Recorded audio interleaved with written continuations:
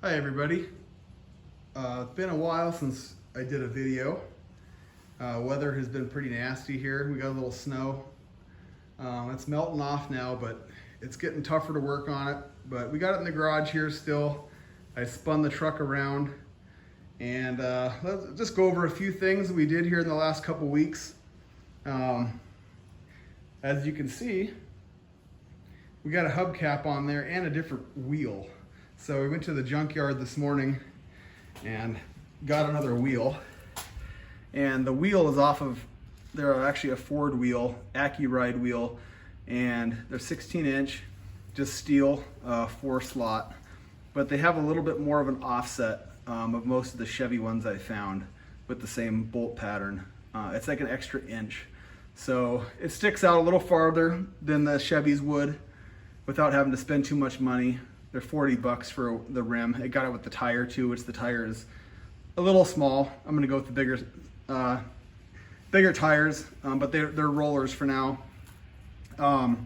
And picked up a couple hubcaps. So the best one I put on, these are actually period correct for like the late 60s Chevy trucks, and they snap right on the Ford rims. They're 12-inch, and they're made. These are the 3/4 1-ton, I think. Hubcaps, so they're bigger.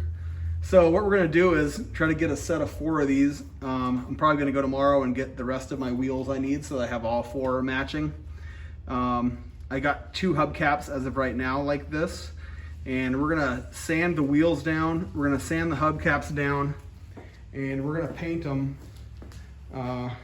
just kind of like an antique white, a little bit off-white, just so they're not too bright white, and then we'll probably paint the little Chevy bow tie in there a contrasting color, either like orange or red or maybe blue or something, just so it kind of pops a little bit.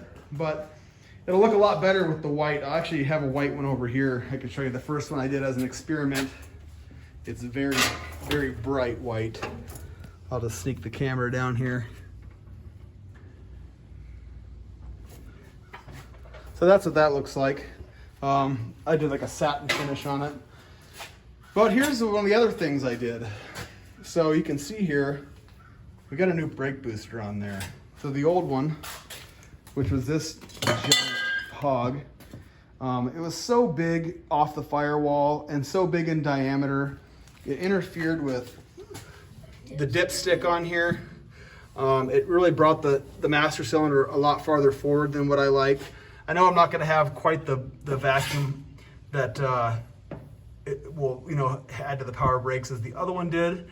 But what I really needed to do was free up some space on the firewall in this flat section, because what I'm going to run is, I already got it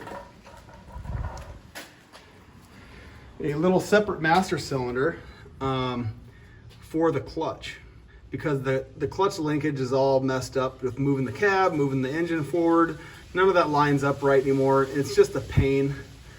So what I did was bought this. So this is gonna mount right here, which will work really good, plenty of room. And then I have this,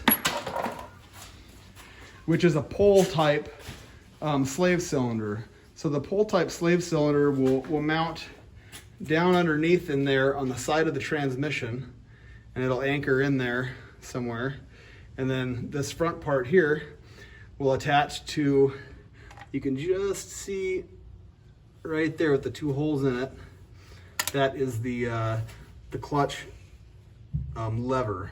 So this will mount behind that, and when I press the clutch pedal, it'll activate this and activate the clutch. So it's just a matter of making a little bracket to get this to attach on there, which shouldn't be too difficult. Hopefully in the next week or 2 I'll have that on and have the clutch functioning the way it's supposed to.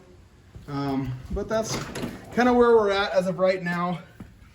So here's the clutch. We'll have to drill a hole in the side here, and it's gonna go right into this little valley right here. It'll mount perfectly in there. We'll just have to figure out how much throw we want to activate the booster, or the master cylinder rather, and figure out where that hole needs to be, and then we'll run it straight out there. So we'll get that done here in the next week or so. Hopefully make yet another video maybe the next video I make will have 4 matching wheels.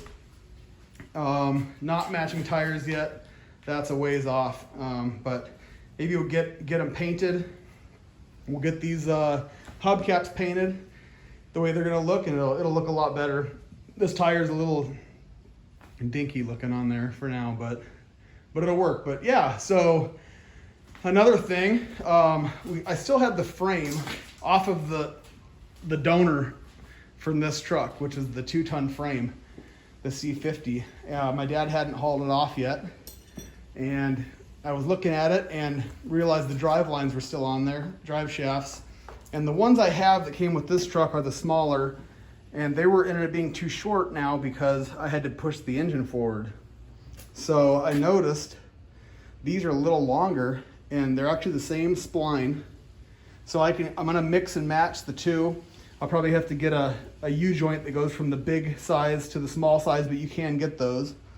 And between the 4 pieces of drive shaft I have, I think I can put together the drive shaft I need with very, very minimal shop work, which I might have to just take a section of it in and have them cut a little bit out and make it shorter. But that is a lot better than having to haul my truck down here next spring to a driveline shop and say, make me a whole new one, which is going to be pretty expensive. So that's a plus. So yeah, some good progress here. And stay tuned, and hopefully we'll have some matching wheels on there, a clutch that works, brakes that work better, and we're one step closer.